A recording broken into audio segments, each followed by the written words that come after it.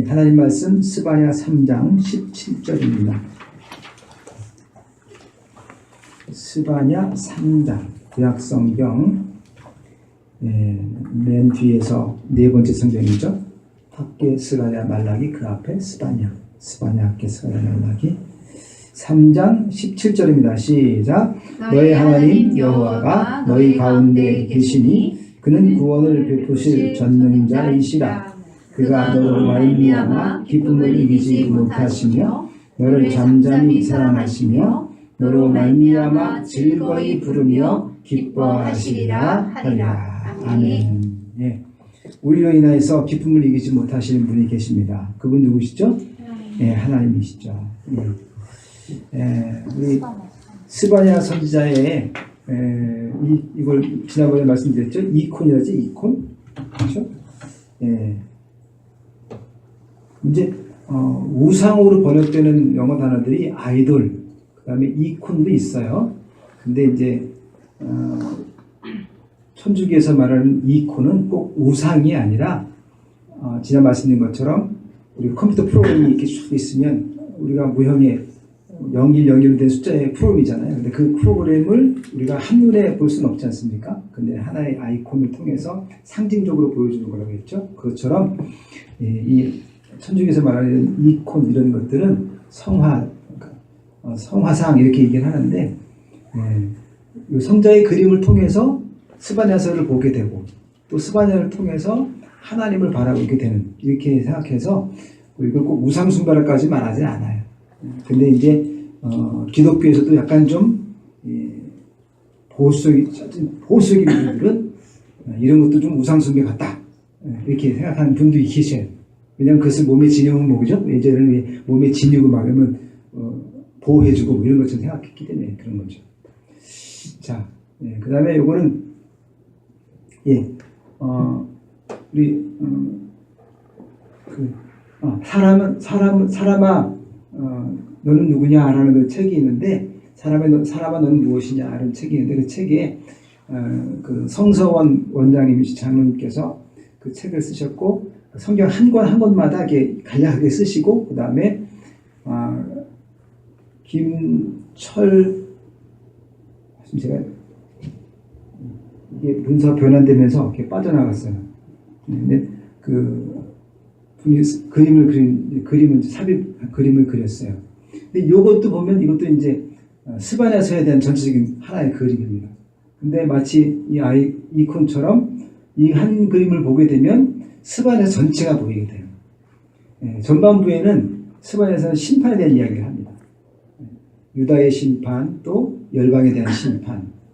그리고 후반부에는 하나님이 다시 회복시켜 주실 거야. 그리고 하나님 말씀 순종하지 않으면 벌이야.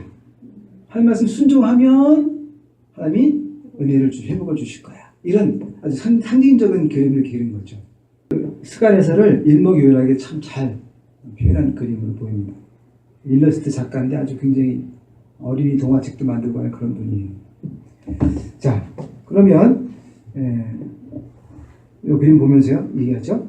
열왕기서를 보게 되면 그 아버지의 그 아들도 있지만 선한 왕인데 악한 왕이 나오고 또 악한 왕인데 그 밑에 선한 왕이 나오고 이런 경우들을 보게 돼요. 그런 거 보면 자식은 부모 마음대로 되는 게 아닌 것 같아요. 심리학자들은 그런 말을 합니다. 자식은 부모가 말한 대로 되지 않고 부모가 행한 대로 된다. 이렇게 이런 말.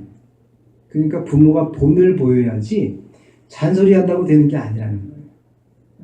그래서 부모가 어떻게 살았는지를 보고 따라하게 잘하게 되지. 그러나 또 이제 부모님이 막 고주망태로 막 술주정인 뱅인데 근데 자식은 어때요? 또 술 안 먹고 열심히 하는 게 있죠.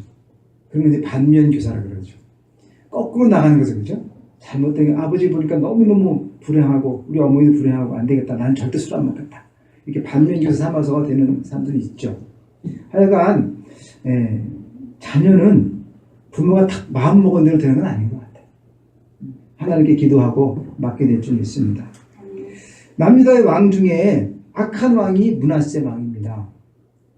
참 악한 왕 므낫세가 55년 동안 악한 왕은 좀 짧아야 되는데 55년 동안이나 남유다의 왕노릇을 하게 되고요. 이 므낫세가 이사야를 죽이죠. 지난번에 한번 이사야에서 하면서 말씀드렸죠. 이사야가 므낫세가 이사야를 잡으려고, 왜냐하면 므낫세에 대한 예언을 좋지 않게 하니까 므낫세가 죽이려고 하는 거예요. 그래서 사람들을 보냈더니 이사야가 도망갔습니다. 도망가다가 나무가 그 가운데 썩은 고목을 발견하고 그 속으로 숨었어요.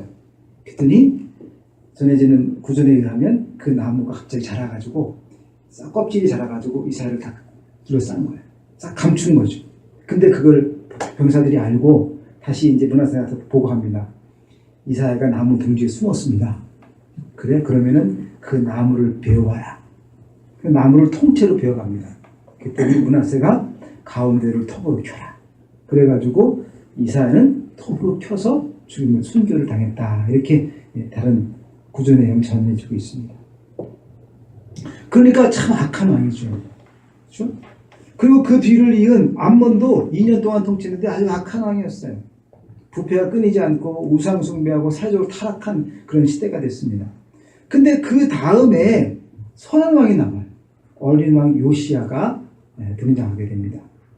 근데 그때 활동했던 선지자가 누구냐면 스바냐예요. 그래서 므낫세와 암몬의 통치에 의해서 하나님이 그들의 악한 우상숭배와 폭정을 미워하시 심판하신다. 그렇게 예언한 것이 스바냐입니다.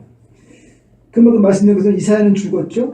그렇죠? 그리고 예레미야는 아직 등장하기 전이에요. 그 사이에 스바냐가 활동을 한 겁니다. 그리고 이때 또 어떤 선지자가 있었냐면 여자 선지자가 있었는데 훌다라는 여자 선지자가 있었어요. 그래서 훌다는 궁중예복을 관리하는 살룸의 아내였는데 여자 사사로서 선지자로서 여선지자로서 아주 훌륭한 일을 또 한 사람입니다. 대부분의 선지자들은 농부에다가 목자에다가 약간 좀 가난한 또 그리고 서민들의 출신들이 많습니다. 근데 스바냐는요, 히스기야의 4대 손으로 기록상 유일한 왕족 출신입니다.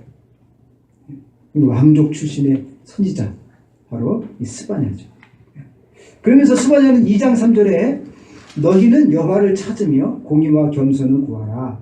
내가 혹시 여호와의 분노의 날에 숨김을 얻으리라. 마치 미가서에서 나오는 말씀처럼 공의를 행하라. 그죠? 했던 말씀과 일맥상통한 말씀이죠. 첫 번째, 여호와의 날에 있을 심판을 이야기합니다. 죄악이 무성하게 되면 필연적으로 하나님의 심판이 따르게 되죠. 그래서 스바냐는 요엘 선지자처럼 여호와의 날, 곧 하나님의 심판의 날을 주제를 삼고 메시지를 전합니다. 그 두려운 심판을 경고하는 것이죠. 회개를 촉구합니다. 그리고 무엇보다도 스바냐는 선민 유다의 죄악을 지적하면서 장차 두려운 재앙이 닥치기 전에 여호와를 찾고 공의를 행하라 라고 또 겸손을 구하라 라고 이야기합니다. 또 스바냐는 유다 주변 국가들에 대해서도 하나님의 심판을 선포해요. 동쪽으로는 모압과 암몬이 있고, 동쪽으로는 모압과 암몬이 있고, 서쪽으로는 블레셋, 남쪽으로는 에디오피아, 그죠? 그 다음에 북쪽으로는 아수르에 대해서 여호와의 날을 선포하면서 그들 모두에 대해서도 회개를 촉구하고 있습니다. 우리 요시야 왕은 종교를 개혁한 왕이라 천한 왕이라 했죠. 이 요시야가 어떻게 종교를 개혁할 수 있었을까? 그 옆에 누가 있었냐? 스바냐가 있었다는 거예요. 스바냐가 이렇게 강력하게 회개를 촉구하고 백성들을 이렇게 외칠 때에 요시야 왕도 회개하고 또 요시야가 또 성전을 깨끗게 하다가 성전에서 성경책을 발견하게 돼요. 그 성경을 읽다가 은혜를 받게 되고 종교 개혁이 일어나게 되는 거죠. 그 다음에 여호와의 날, 두 번째는 여호와의 날에 있을 구원입니다. 임박한 여호와의 날, 하나님의 심판에 대해 경고를 하고 있지만 모든 예언을 보게 되면 경고만 나오는 게 아니라 반드시 그 뒤에 뭐예요? 심판 후에 회복에 대한 이야기가 나옵니다. 그래서 여호와의 날이 지나게 되면, 심판과 구원이 지나게 되면 다시 하나님이 그들 진노를 거두시고 회복시켜 주신다는 말씀을 하고 있습니다. 하나님의 은총을 베푸신다고 하는 거죠.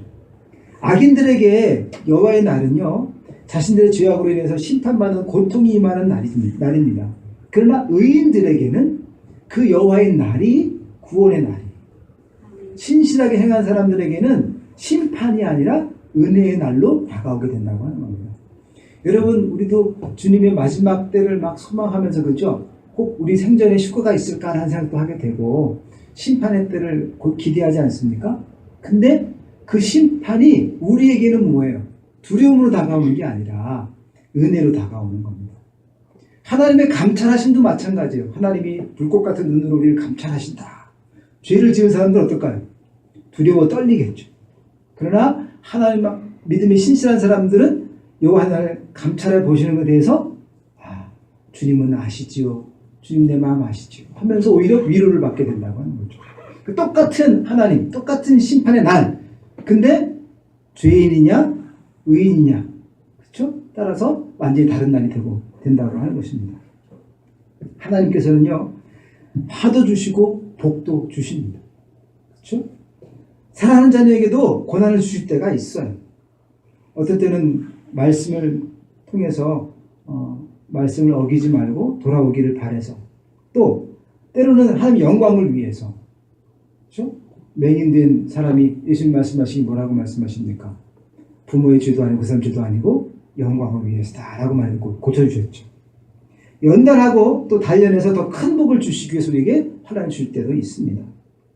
이 세상에 사는 동안 항상 좋은 것만 있지 않아요. 때로는 우리에게 하나님이 어려운 걸 주실 때가 있고 실패도 경험할 때가 있습니다.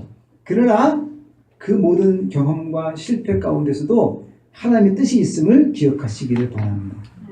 모든 것이 합력하여 선을 이루시는 하나님, 반드시 내게 선을 이루시는 분이 계시다고 하는 것을 잊지 말아야 됩니다. 그래서 흔들리지 않는 신앙이 돼야 되죠. 기초가 흔들리면 안 됩니다. 하나님의 주권을 인정하면 흔들리지 않게 돼요. 한결같은 믿음, 흔들리지 않는 믿음을 가지려면 어떻게 해야 될까요?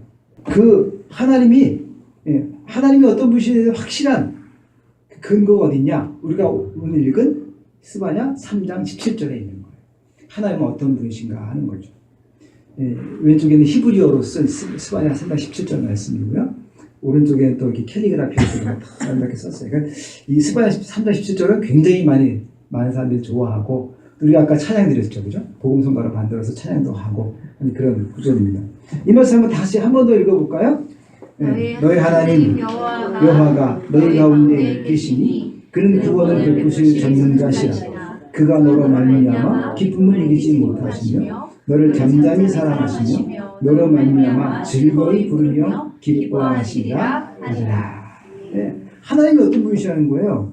우리로 인하여 기쁨을 이기지 못하시는 분이시다. 하나님이 어떤 이런 분인지를 정확히 알게 되면 우리의 믿음이 흔들리지 않는다는 거예요. 하나님이 나로 인하여 기뻐하신다는 거예요. 20절 말씀 보게 되면 우리에게 명성과 칭찬을 얻게 하시는 분이십니다. 하나님께서는요, 죄 가운데 있는 우리를 건져냈을 뿐만 아니라 사람들 가운데 우리를 높여주십니다. 그렇죠? 하나님 우리를 명성을 얻게 해주신다는 거예요. 이 사실을 우리가 기억하고 감사하는 마음을 가져야 됩니다. 오늘 특별히 이 말씀 또 이 찬양에 대해서 굉장히 은혜 받고 또 변화된 사람이 한 분이 계셔요. 우리 강내우라고 성악가입니다. 이분 대학교 4학년 때 절망을 한 거예요. 나는 도저히 성적이 안 나오고 졸업해도 아무것도 할 게 없구나. 그런 상황 가운데서 부모님은 교회를 다니셨는데 자기는 교회를 안 다녔대요. 그러다가 4학년 때 졸업하기 직전에 하나님 정말 계신지 안 계신지 한번 확인하고 싶다. 그 교회를 가서 눈물을 흘리게 되고 찬송하다가 주님 만나게 되고 영접하게 돼서 그래서 유학을 가게 된 거예요. 근데 약간 지금 아주 굉장히 활동을 잘하고 있고요. 그러니까 이분 말씀 뭡니까? 하나님이 나 있는 그대로 기뻐하신다. 이거죠. 4명이나 아이를 이 방에서 지금 키우고 있다는 게 참 대단한 것 같아요. 여러분, 그 많은 직장인들이요, 점심시간에 상사와 함께 밥 먹는 걸 되게 싫어한답니다. 왜 그럴까요? 밥 먹을 때도 일 얘기를 들어야 되니까. 상사 앞에 앉으면 상사 계속 또 뭔 일을 한단 말이에요. 그러니까 듣기 싫어가지고 안 하는데요. 아이들도 같은 마음인 거예요. 밥 먹는 시간만큼은 공부에 대해서는 이야기하지 말아야 되잖아요. 밥 먹는 시간 되면 그때다 하고는 그냥 막 이야기하는 거예요, 부모들이. 그죠? 그러면서 또 공부도 못하는 주제에 무슨 밤새서 게임이냐. 공부도 못하는 주제에 무슨 먹기도 잘하네. 먹는 건 아니가 1등이야.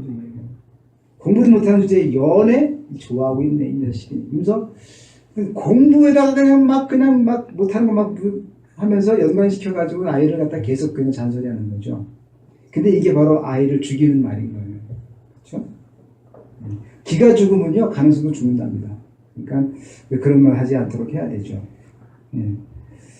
미국 LA 올림픽 때에 한 중국 선수가 다이빙에서 금메달을 땄어요.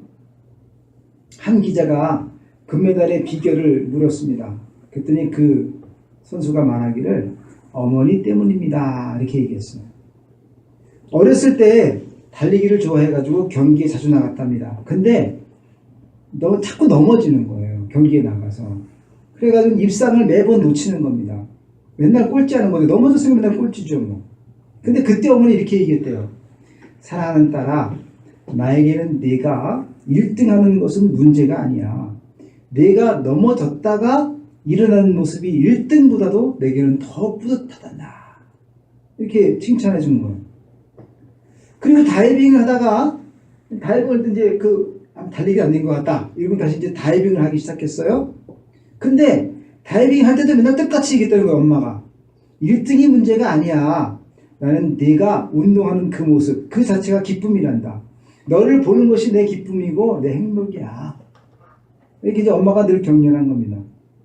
그러니까 다이빙 스탠드에 딱 설 때마다 떨리는 게 아니고, 한번 해보세요. 꼭 1등 해야 돼. 너 실수하면 안 돼. 부모가 계속 이렇게 말하면 어떨까요?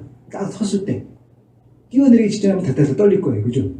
근데 그 순간 엄마를 생각하는 거예요. 뭐라고? 엄마가 뭐라고 말했어요?